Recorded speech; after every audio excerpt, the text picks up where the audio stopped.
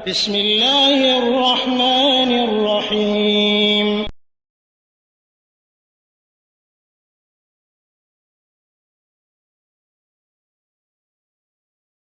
আলহামদুলিল্লাহ ওয়াসসালাতু ওয়াসসালামু আলা রাসূলিল্লাহ। 609 ভাই প্রশ্ন করেছেন যে বছরে 5 দিন সিয়াম রাখা হারাম সম্পর্কে। আসলে হারাম এটা আমি এভাবে বলবো না, রাসূলুল্লাহ সাল্লাল্লাহু আলাইহি ওয়াসাল্লাম নিষেধ করেছেন। আর 2 দিন সিয়াম রাখার বিষয় এটাকে হারাম বলা হয়েছে, এবং এটা ইজমাউল উম্মাহ, অর্থাৎ ইজমাউল উলামা, ইসলামের যারা আলেমগণ তারা এর উপর ইজমা হয়েছেন যে হ্যাঁ এই দিন 2 দিন সিয়াম রাখা হারাম।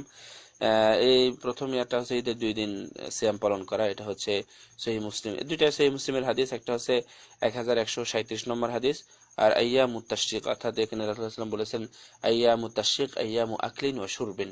এই হাদিসটা এটাও সহিহ মুসলিমে আছে, 1141 নম্বর হাদিস। এটাই আর কি, এই 5 দিন সিয়াম রাখা যাবে না, নিষেধ। তবে হারাম শুধুমাত্র 2 দিন ঈদের দিনের বলতে হবে, ওই 2 দিনের হারাম এটা বলা যাবে না। জাযাকুমুল্লাহ।